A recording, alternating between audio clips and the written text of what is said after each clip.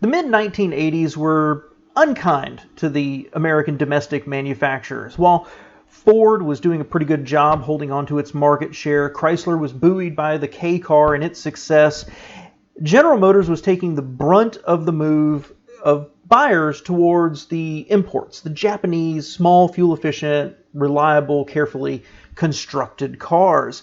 And into this space comes a serial entrepreneur whose track record looks a little bit like a roller coaster, and he decided to import a car, the least expensive car in America, hoping to capitalize on the success of simple, reliable, fuel-efficient cars like Honda, Toyota, the old Volkswagen Beetles, and even heralding back to the Model T.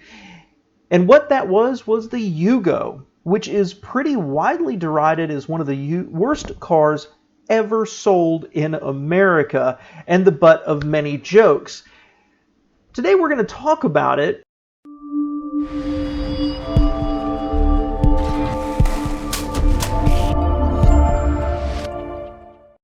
So first off, welcome back. If you've not been here before, please click that subscribe button. Please mash the like button. That really helps me with the YouTube algorithm. But when I wanted to do this, I have, like on most of my videos, a personal story about the Yugo. And it is pretty widely regarded as one of the worst cars ever sold in America. And I've heard a lot of the jokes about it. And I thought, hey, it'd be cool to do a video about this. And what I found was an absolutely fascinating story that involves not only a serial entrepreneur, but a communist nation coming out of communism, devolving into a civil war, UN and US sanctions, bombing of a factory, all around this incredibly bad car. And so I thought today it'd be kind of fun to tell this story. What was going to be pretty simple turned out to be really, really interesting to read about. So my personal story about the Yugo actually is that I'm old enough to remember when Yugos came to the market. And my parents in probably 1986 were looking for a new car. And we went to a Ford dealership. This is the first Ford I think my family had owned in 2 generations. But we went to a Ford dealership and they actually had the license to sell Yugos. And I distinctly remember being in the showroom and the salesman, my dad's looking at this car and the price, you could not beat it, $400 or $4,500. And the salesman telling my father, you don't want to buy this car. And I remember he opened and shut the door and it was like, pink! And then he walked over to like a Ford Topaz or something like that. And he shut the door on it and it was like thunk, right? And this car was so cheap and he didn't have any faith in it whatsoever. Footnote, my parents ended up buying a Mustang. The story starts in 2 different parts. The first is, we're going to start with a gentleman by the name of Malcolm Bricklin. Now, this man has started dozens of companies in his life. His family actually owned, hardware stores, and he franchised it by age of 19. And he left, and I think there was lawsuits about the franchising. Anyway, he went on, and he wanted to develop his own car, which is pretty famously called the SV1, Safety Vehicle 1. Now, this was gull wings, acrylic over fiberglass body, started as a 4-cylinder and ended up being an 8-cylinder. It finally was released. It was produced for less than 2 years. It was built in Canada. They got money from a province that they ended up using for design, where they actually were supposed to be using it for production. It was not a great vehicle, but I believe it was Car and Driver tested it and said that its performance was pretty similar to a Corvette, but it wasn't making money. Prices shot up, and it just failed and it folded. Bricklin was also the guy who came up with the idea of finding a foreign manufacturer and bringing it to America. He actually founded Subaru of America back in 1967, 1968, something like that. And eventually Subaru bought him out, bought the whole company back. But he is responsible for bringing Subaru here originally. So in the 80s, he was looking for another repeat of that success. Let's find a foreign manufacturer and bring it to America. And he wanted an inexpensive vehicle because apparently a Hyundai Excel or a Honda Civic were just too expensive. But let's back up here a little bit. Yugo was actually produced by a company called Zastava. I hope I pronounced that right. A Yugoslavian company. Yugoslavia was a communist nation, and their history dates back to the 1800s, 1853, where they were founded as an arms manufacturer. In the 1930s, they actually assembled Ford trucks. I believe they assembled Chevy trucks. After World War II, they did briefly assemble Jeeps, old Jeeps. And so they had their own manufacturing. They had an arms manufacturing. If I understand correctly, that's all under the same roof, different sections of a same factory. They had a separate truck manufacturing. And moving forward, somewhere around the 50s, they were looking to produce a car. And they reached out and they partnered with Fiat. All right. And they started bringing a variety of different Fiats over and producing them. In the 70s, Fiat had the 127 and the 128. And they were doing a remodel in 1977. Yugo took the 127 engine, the platform, shortened it, customized it for them, and began producing what we would recognize as the Yugo. I believe it was 1981 is when everything started. Now there is another gentleman that plays into this who is Miro Kiefert. All right. I think I'm pronouncing that correctly. I hope so. And he had the idea to import the Yugo to the United States. So he actually got 3, red, white, and blue. He actually showed them at the Los Angeles Auto Show in 1984 and said that it was going to have a 10-year, 100,000-mile warranty with free maintenance and a price of $4,500. Malcolm reportedly, right, unverified, Malcolm Bricklin was at the show, saw it, and immediately flew to Yugoslavia to negotiate his own deal to bring the car here to America. During this, the Yugo was being tested by the California Air Resources Board, and it failed miserably, really, really badly.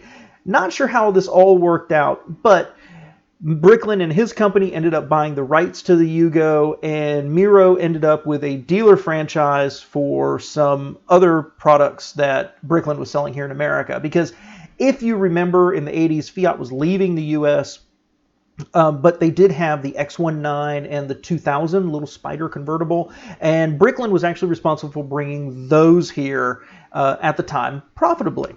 So Bricklin is an entrepreneur that had successes and failures all through his career. He finds this small 2-door hatchback built in Yugoslavia, a communist country, I want to stress that again, and decides to bring it to America. And his company, they sent some engineers over to Yugoslavia to pick through the car, and they found over 500 items that needed to be improved before it was ever going to be ready for the U.S. market. And this includes safety and emission standards as well. Zastava ended up setting up their own assembly line. They handpicked workers. They paid them an extra for the right to be there, $1.23 an hour extra. And the people in charge consistently stressed quality. As a matter of fact, at some point in this, they ended up bringing in a team of British quality experts for their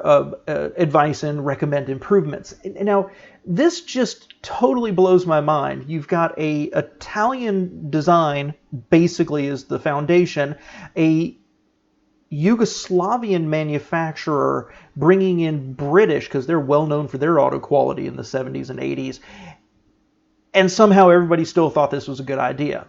Now, originally the Yugo was called the Yugo 45, had a 0.9 liter engine with 45 horsepower, but it got somewhere between 42 and 45 miles per gallon. They decided that they needed to go up, and they had a 1.1 liter engine making 55 horsepower. Now, that dropped the fuel economy to somewhere around 30 miles per gallon, but it did get 86 miles per hour, which even with the power made it the lowest car sold in the United States. Now, remember they said they had to make some emissions improvements. Well, part of that was when it failed the California Air Resources Board, They bring it to America, and in 1985, it started. They introduced it with billboards, ads in papers, television ads, and they really touted that $39.90 price, and that everybody needs a Yugo at some point in their life. So they really focused this on single men and women who had a job and needed an affordable car, or families in the suburbs who need a second car just for kind of bombing around. They really kind of felt this was going to hit everybody. And they really thought they were going to have a big success on their hands. It introduced with 5 different models, the GV, which stood for great value, the GVC, which had a sunroof, the GVL and the GVS, which had minor trim and upholstery upgrades, and the GVX, which had a 1300cc engine, a 5-speed, not a 4-speed manual, and included a plush interior, a ground effects package, alloy wheels, and rally lights. And in 1988, they actually offered a convertible model. So by 1990, they had the 1100cc engine, the 1300cc engine, and a Renault-designed 3-speed automatic, because, again, nothing says quality like a French automatic transmission. Sales were strong. In 1985, they sold just under 3,900. By the next year, they sold over 35,000, almost 36,000. Went up again in 1987 to 48,000, which was their best year. And somewhere around here is, I think, where all the stories really started to come out. I particularly like this picture here of a GVX, a 1.3 liter. Obviously, it's an older car at this point in this picture, but you'll notice one of the taillights isn't working. So by this point, the Yugo had a bad reputation. People had a lot of problems with trim pieces and electrical systems. You started to hear stories of engines blowing up, and it got a horrible reputation. It cratered sales. By 1990, they only sold 6,000. 91, they sold 3,000. 92 was their last year. They sold 1,412. So part of the story here is that in Yugoslavia, this is an incredibly popular car. The engine is simple. Everything about it is simple. I actually read somewhere that they actually train mechanics on these. But because of the availability of parts and the simplicity, it's very easy to keep running, but it is more finicky than, say, the cars we were used to at the time. For example, the engine was an interference type engine, which means if the timing belt breaks, it'll possibly smash the piston and the engine now gets to be rebuilt. And that's what people were experiencing because it required a 40,000 mile timing belt replacement. But people who said if you do the basic maintenance and you change the oil and you took care of the car, it was pretty reliable. As a matter of fact, I read a little bit that at the time, people who owned them would have bought them again because they were happy with the price and what they got for the money. Now, the jokes have always gone on. You can read any number of them. I've got a few right here. Certainly the most famous is, why does a Yugo have a heated rear window so your hands stay warm while you're pushing it? Or my favorite might be, how do you double the value of a Yugo? Well, you fill the gas tank. So needless to say, it had a horrible reputation. Sales peaked, fell off a cliff, but it was worse than that because into this space in 1991, Yugoslavia began to break apart. Now, Yugoslavia was a construct after World War I of mashing together a series of nations and ethnicities and religions.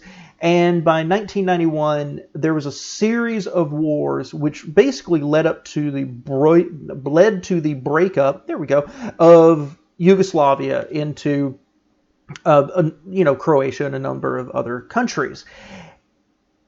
So Yugoslavia was put under import restrictions. They couldn't import to America to begin with, so they had nothing to sell even if the car wasn't failing. As the company broke up, different pieces were being built in different sections, which now you couldn't cross the border. So for a while, the factory actually just had to take whatever they had laying around and put them together. So you'd end up with a brown dashboard and tan seats. Or one I heard is they couldn't get, on the gas gauge, they would just have to write gas because they didn't have the parts for it. So ultimately, Yugoslavia breaks up, And by 2001, everything had kind of settled back down. And you think that would be the end of it, but it's not quite. Malcolm Bricklin, that was responsible for all of this, it's worth noting that within a couple of years of starting this and a sales success, he sold his share in the company, in the import company, and pocketed a nice little chunk of change. He decided in 2002 that he was going to go back and talk to them again about importing to America. And ultimately, that didn't work out. He changed his focus and wanted to partner with Chinese companies.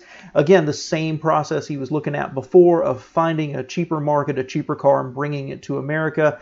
That all kind of fell apart and ended up with a pretty big lawsuit out of it when Chery Automotive reneged on the deal, basically. The other side of the equation is that Zastava did not die. At one point during the different wars going on, the Yugoslav wars, the factory was actually bombed, and it was meant for the arms manufacturing side, but apparently damaged the auto manufacturing side. So once all the wars were over, Fiat, because they've had decades, 50 years of relationships with Zastava, ended up purchasing a majority share in the company. Now, the government still owns a portion of it, but they agreed to put in hundreds of millions towards factory and production. So did the government itself, and they founded a new company in Yugoslavia. So Fiat owns Zastava, which then merged with Chrysler, which then merged to form Stellantis. And so Yugo still exists to this day. It's just a Fiat manufacturing group right now. As a matter of fact, they may still be making the Fiat 500L there. I found this to be a fascinating story of entrepreneurship, worldwide sanctions, civil war, all wrapped around a product that really was probably the best they could do, but was not suitable for the American market. I find it very interesting to think that at the same time Yugo was trying to make a splash here in America, so was Hyundai.